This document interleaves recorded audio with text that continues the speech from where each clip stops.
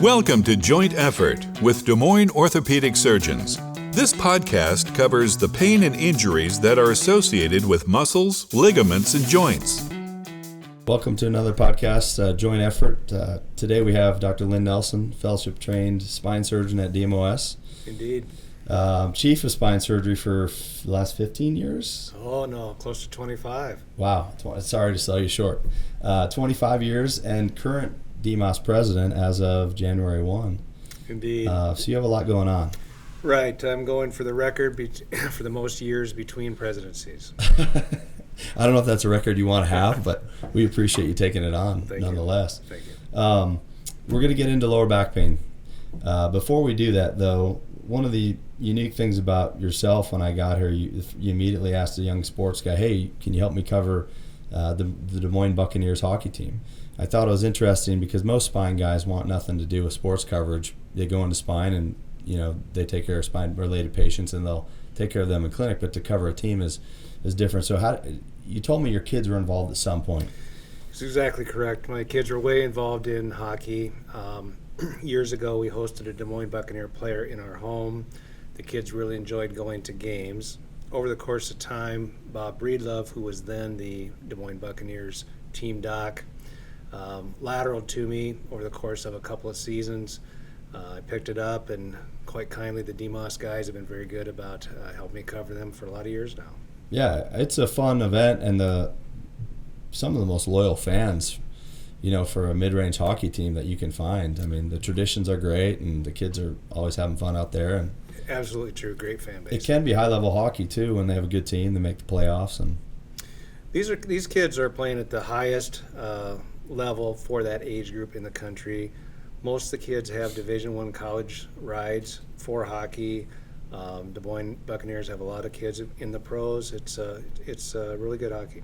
Yeah, that's impressive. And usually you get to watch the game, but then every once in a while you get the trainer saying, I have this nasty laceration, anywhere on the body, and you got to go suture it up and help the kid out. You do. It ends up being kind of fun community service. The kids and coaches are all very appreciative of what we do, though. Absolutely. Ironically, this year the derecho took out the Bucs Stadium, I think, and now they're playing in the well down at Wells Fargo. Kids are getting the experience of playing at first-class facility at Wells Fargo. Yeah, and hopefully their new arena's on for next year or the following. No, I think at least two. Okay.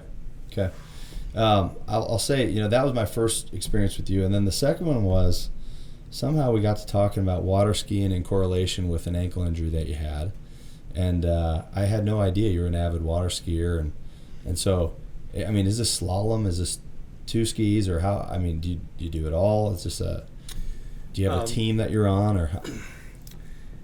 Mostly slalom water skiing through a 6-ball course. A couple of guys my age, believe it or not, and I try to get out 2 or 3 nights a week during the summer. 6-ball course, is that what you said? Yeah, 6 balls. What does that mean? Go through starting gates, Okay. weave through 6 balls, and exit through end gates again. And do you register your time then? Is that what it's? Yeah, the boat travels at a registered speed. For my age group, that's 34 miles per hour. And then the rope is progressively shortened to make it more difficult per pass. Oh, yeah. So at some point you may miss a pass or whatever. Well, I missed quite a few passes. Oh, you do? Okay. Yeah. So if you get 3 or 4, you count how many you get, and that's how you compete with other. That's exactly right. Do you register in events then, or is this just? This is just for fun. Certainly there are those opportunities in Iowa. We don't register. It's more fun for us just to take it more casually. Right. Well, that's an interesting hobby that I don't think many people. I certainly don't know how to water ski, so I was kind of impressed by that. Lastly, a thing that interests me about you is that you work hard enough in spine surgery. You have a busy home life, and then you're telling me that on your weekends you're farming. Is this still true? And to what extent? It's interesting. How did you grew up that way, or? Sure. I grew up on a hog, cattle, corn, and soybean farm in north central Iowa. I came very close to farming full time. My father said that he farmed so that I didn't have to, so I went to college partly to appease him. Yeah. I love the farm. It's a big part of what I think of when I'm not doing orthopedics. It's a great life and great relief for me. Yeah. Do you still have the family farm that you grew up on that you're helping out at, or is this your own farm that you're You're helping out a family farm, plus I've added to it over the years. You have? Yeah. That's incredible. I on my weekends I sit on the couch and go to my kids' sporting events, and you're doing all of that in addition to farming. So for whatever it's worth, your work ethic is pretty high. Thank you. All right, so let's get into lower back pain. You are the foremost expert, along with Dr. Zach Reese at DMOS, in regards to lower back pain. We talked to him already about neck pain. So with your experience, I'd like to kind of know, a lot of people want to know, what is normal pain and what is pain that needs to be sought out? How do you decipher that, or how do you tell someone if they ask you? I'm sure you have friends call you every week saying, my back hurts. What do you look for when you say, hey, give it time, or hey, we need to get you in? I'd say two things. One, the duration and severity of the back pain. The vast majority of back strains will resolve in a matter of a few to several days, maybe a couple weeks. And that would be muscular in nature? Almost always, okay. Yes. And those are going to go away no matter what we do. The other type, conversely, if a back problem lasts longer than a couple weeks, severe back pain interferes with activities of daily living, interferes with sleep and so forth, could be indicative of a more significant problem and need greater attention. The other distinction is whether, along with back pain, an individual has pain down the leg, that is radicular pain. Radicular pain is, in general, more indicative of a more significant problem, which is more likely to need medical care. Something we hear people call sciatic all the time. Correct. And so, knowing that, it seems that everyone in their life will experience back pain. Is that almost a certainty? Absolutely. Okay. What are some home remedies that you can consider doing? Maybe not necessarily even remedies, but what can you do preventatively to avoid having back pain throughout your life? Lifestyle sort of things include maintaining an appropriate weight, not smoking. Tobacco users have twice the incidence of low back pain as compared to non-smokers. Any theories as to why? It's a huge problem. Most likely, nicotine impacts oxygen delivery to the discs. Okay. And staying physically fit generally, and perhaps more importantly, maintaining a strong core. Okay. If one picks up any magazine that has mention of back problems or back pain in it, it's all about core stabilization, which basically means maintaining strong extensor muscles and strong abdominal muscles. In addition to that, is there anything that people do that maybe is deleterious to back function over the long term? Are there things like, is running over the course of your life a risk? Is heavy Olympic lifting a risk? Are there things that we know that if you continue to do those over time as we age will eventually get you? There's no suggestion that running in moderation is problematic for back health over time. Ultramarathon runners, of course, and those that are at the extremes probably are experiencing some problems to their back in doing so. The main problem from an activity standpoint with backs is loading the discs. The discs are loaded most with a combination of lifting, twisting, and bending. Squats, as an example, load the discs hugely. I wish they weren't a very prominent part of most programs, weightlifting programs. Okay. When you say disc, I think for a lot of people it would be nice to explain what that means. So we have 5 lumbar vertebrae, and that primarily make up your lower spine, essentially, and then attach into your sacrum and your pelvis. When you say disc, what makes the disc unique, different from the bony vertebrae? The disc is the structure that sits between the vertebral bodies. The disc is highly hydrophilic, meaning high water content at its center portion that is in turn compressible to absorb load. So the center part of the disc has this compressive substance, while the outside has these tough concentric rings which maintain the structural support of the vertebrae above and below and contain that disc material that I just described within the center of it. So when someone injures their disc, or you hear bulging disc or herniated disc, they have to tear through that annular portion for it to bulge out, for part of the disc material to bulge out into the canal. Is that the correct way of thinking about it? It is either a tear, discrete tear, or it can be over the course of some distance, a gradual weakening so that it appears as more of a bulge. With a tear, one is more likely to have an extruded disc fragment, that is, a portion of that center disc material extends outside the disc space to the point where it separates from it more. Okay. And is it more the disc itself tearing that causes pain, or is it the compression on the spinal cord where the disc is now being pushed out that causes the pain people are experiencing? It's both, in that a disc herniation causing impingement of nerve root causes pain down that leg where that nerve root travels. Okay. The annulus, which is again is the covering over the disc, is highly innervated in that it has tons of nerve endings in it. So a tear in the annulus itself can be very painful in regards to predominantly back pain rather than radicular pain down one's leg. So how is it that we hear, okay, give some back pain or radicular pain a couple months to get better? How is it that you can go back to normal after you've had a disc tear or herniate?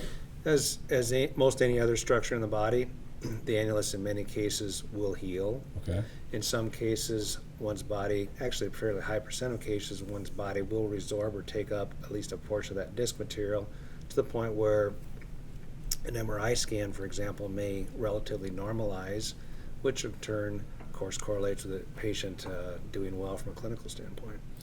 So if I'm your patient and I have pain that shoots down my leg, let's say it goes to the bottom of my foot. It's been going on for 3 months.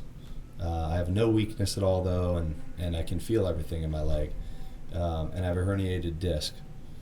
How do you decipher between the person that is best in your hands to operate on versus give it more time, try an epidural and things like that? Really good question. The best studies suggest that as unpleasant as pain and numbness are from a herniated disc, they're not indicative of ongoing nerve damage or injury. Okay. Weakness or functional loss, on the other hand, is more indicative of nerve injury. So we're more aggressive, if you will, in those patients who have weakness or functional loss. It certainly can be true that pain of itself can warrant surgical treatment, but again, less required, if you will, as compared to a neurologic problem. And why does it become more of an urgent scenario when it's a neurologic problem? I guess what I'm asking is, in your mind, how long do you have to get to that until you're maybe not reversing these changes and just trying to keep them where they're at and where they know they have neurologic compromise for good? Assuming it's not severe weakness, studies suggest that an individual that has weakness from a disc herniation can be treated non-operatively for perhaps 12 weeks without significantly increasing the risk of that strength not returning once it ultimately is addressed. That doesn't apply in an individual with severe weakness. That's more mild weakness, if you will. Okay. And so if you determine, hey, you're weak, your foot dorsiflexion's weak, we need to do surgery. It's a single level disc herniation. Describe for me how that goes. How does, what do you tell your patients, surgically what you're going to do and what the recovery looks like in there? Sure. It's a posterior procedure, that is from behind, if you will. Midline vertical incision for a one-level discectomy in a relatively small patient. Incision typically is less than 2 inches long, in some cases no more than an inch. The procedure typically takes no more than an hour or so, again, in the scenario that you described. We do a fair number of those patients as outpatients. Likewise, a fair number stay one night in the hospital. That depends largely on patient factors for general health, support at home, simply how they do. Yeah. Post-operatively, to get back to full activities is basically 12 weeks. There's some rationale for that. Based on other soft tissue studies, we believe that the annulus heals at a relatively slow rate and reaches perhaps 90% of the strength it's going to reach after 12 weeks. That's the rationale to restrict particularly vigorous activities for that time period. The primary reason to restrict activities is to lessen the risk of a recurrent disc herniation. In many cases, What's the chances of that typically? What are the rates? across the board, it's 15%. Okay. On No, average for most comers. studies. Yes. Okay. Highest in young, active females. So those are the 3 strikes, if you will. Okay. And if that happens, is it another discectomy in a lot of circumstances, or do you have to move on to something else like a fusion, or how do you decipher that? Right.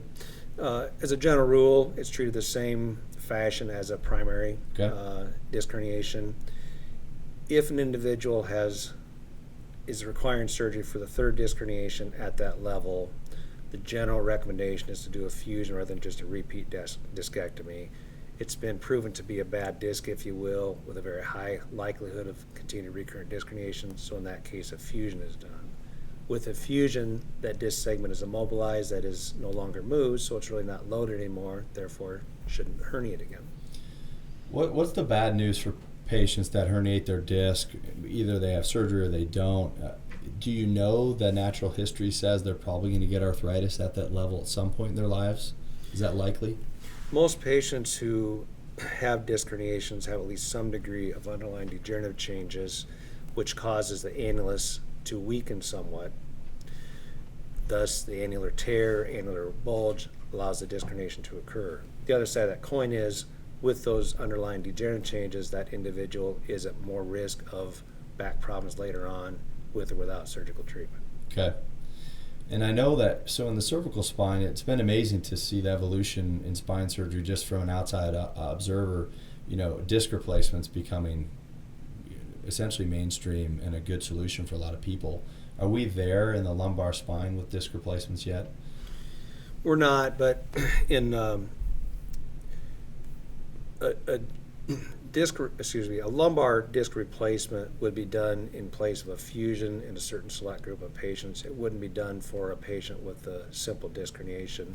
That individual would have to have other underlying spine problems, which would cause a need for a fusion rather than just a discectomy. Okay, understood. So let's move on from the acute. I think we understand now the acute disc herniation and what causes the pain and how we treat that. I guess before we move on, a real quick question. You hear a lot of people, do most of them get an epidural before you'll do surgery on them in your mind? Is that if they don't have any neurological issues, is that something you'd like to see them fail before they have surgery, or how do you address that with them? The vast majority of patients undergoing discectomy have had epidural steroid injections and have failed to respond to them. It's not required, but again, the vast majority of patients want to make certain that an epidural steroid injection wasn't adequate, if you will, such that they perhaps wouldn't have needed surgery. And do you have people ask you, what is a steroid? What is its role here? Do they think it's going to heal the disc, or is it just to get rid of the acute, phase of pain, and then once that happens, the body's subsequently healed? Is it the latter of those two? Most patients do ask, and it is the latter of those two. The epidural steroid injections don't change the underlying disc herniation process.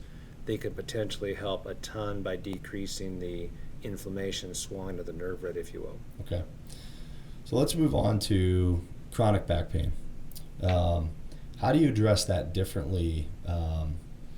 I guess you could look at it as there's probably chronic back pain, and then there's back pain causing kind of stenosis or compression on the nerve roots. How do you treat someone who comes in and just has lower back pain? There's no pain on the legs. There's no neurologic dysfunction. They've optimized everything they can in terms of their core. They're in good shape. They don't smoke. And they clearly have one of their disc heights is collapsed down a little bit, and they have some arthritic changes at, let's say, L4, L5. What can you do for that patient? The vast majority of patients with the scenario you described are not offered surgical treatment. There is a subset, though, of those with single-level degenerative disc disease who can do very well with a single-level fusion. Exactly the right characteristics perhaps are outside the scope of this conversation. Mm-hmm. I just emphasize that there's a small subset who are good candidates. Right. I find that's the interesting thing about spine surgery is that you guys have all these techniques, but there are certain things that you are smart enough to know that I'm not going to operate on you because it's not necessarily going to change how you feel. But when you get into the situation where someone needs a laminectomy, where you're taking away a little bone in the back, and can you kind of walk us through what those symptoms are like and how they might be candidates for a procedure that could improve them? Sure. The first set of patients we talked about were just a single level discectomy. Those patients don't need a full laminectomy. I mean, ectomy means removal of, so laminectomy means removal of the entire lamina, if you will.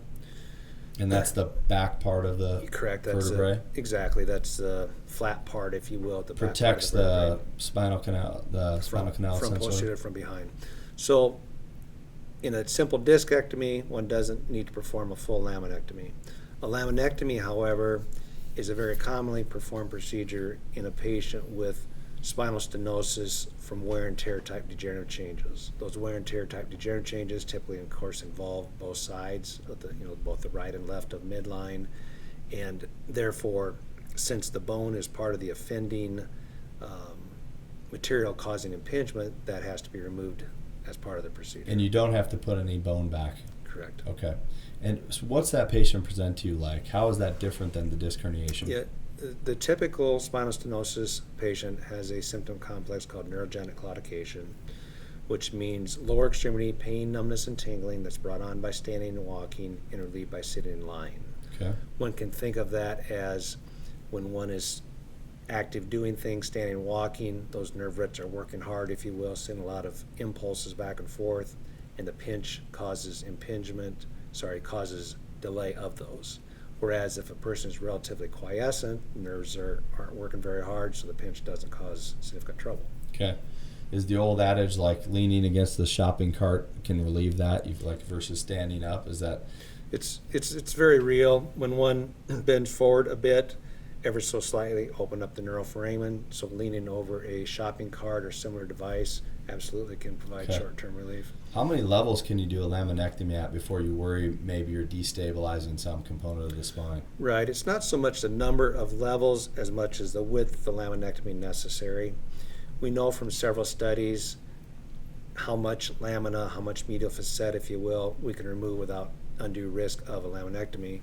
We sometimes, in cases with congenital stenosis, that is, those individuals have a small spinal canal and thus many different levels involved, we'll have to do, just that many levels. Mm-hmm. And as long as we can keep that from being too wide, if you will, we're not likely to cause an instability. Okay. And what are your expectations for someone who has an acute disc that you operate on? Are you expecting them, in the best case scenario, at 12 weeks to basically be back to normal in terms of how they feel and make a full recovery? Yes. The healthy, motivated patient with a single level discectomy should be able to get back to basically all activities. And to the contrary, what do you tell your patients that have neurogenic claudication or stenosis that, what does their recovery look like? Can they get rid of that numbness and tingling for good? Or should they expect that there's still some, consequence of what was going on, but, how do you quantify the relief for them before surgery? Really good question. I tell patients that no matter what we do, it's not quite as good as God's original equipment. The goal is to be significantly better. In most patients with neurogenic claudication, their activity tolerance level is significantly improved. At the same time, in no way does that surgery make them 18 again. Okay. Can they get back to things they want to do? Can they, if they like to walk a lot, or do you tell them, hey, let's keep things more in moderation now? Is there an increased risk of things recurring or bone regrowth or anything like that? No, we encourage individuals within reason to be active. Contact sports, crazy sort of things, certainly they shouldn't do. However, recreational running, golfing, tennis, skiing, hiking, biking, all those things are encouraged to get back to doing. Having said that, with the laminectomy, there's still motion, so over the course of time, the stenosis can recur. It usually takes many years for that to occur, and if it does, we can potentially address it with a laminectomy again. Okay. And no one wants to talk about potential risks, but the spine surgery inherently has, the highest risks in orthopedics. You're working around the spinal cord, and so can you walk a patient through the things that you do on the day of surgery that, minimize their exposure to those risks, how you use image guidance to look at the level, patient positioning and things like that we kind of often forget. But tell us how a day goes for you and how meticulous you are about that. Right, excellent point. Patients are all consulted about the risks of surgery, alternatives of surgery, benefits of surgery.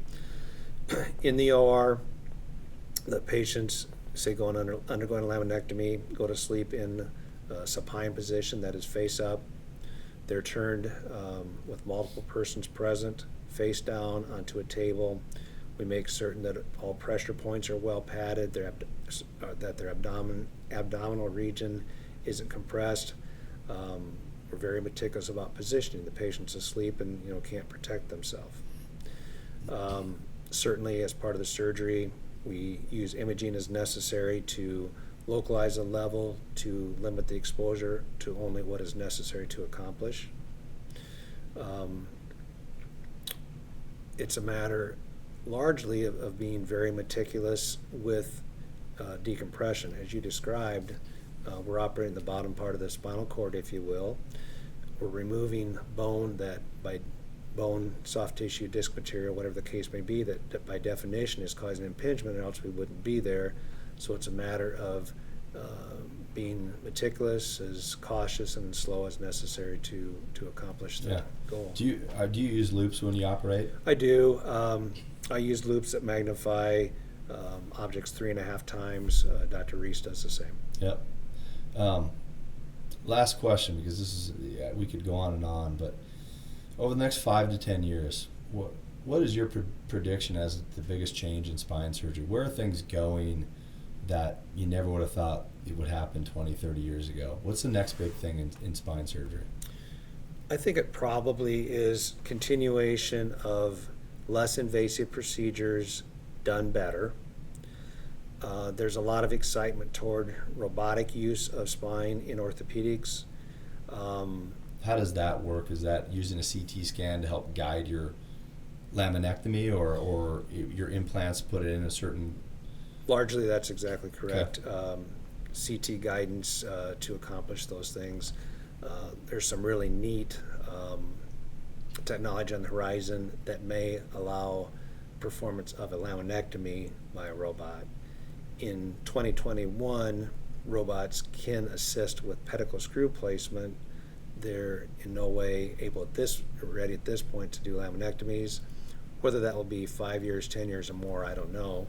But it's really pretty cool technology. Yeah, and you can probably put pedicle screws in your sleep, but it's to have that secondhand check wouldn't be a terrible thing either. No, and it's in some cases the altered anatomy cases, deformity, where you need the guidance. Deformity, previous surgery, whatever the case may be. Well, fantastic. This is very interesting. I think everyone knows a little bit more about lower back pain now and different treatments. And thanks so much for coming on. And sorry for offending you about being 15 years chief. Now I know you're 25. No. Thanks for the opportunity. Yep, appreciate it. Thanks for listening to Joint Effort, a podcast from Des Moines Orthopedic Surgeons. If you have questions about this podcast and wish to schedule an appointment with a surgeon, call 515-224-1414 or visit DMOS.com.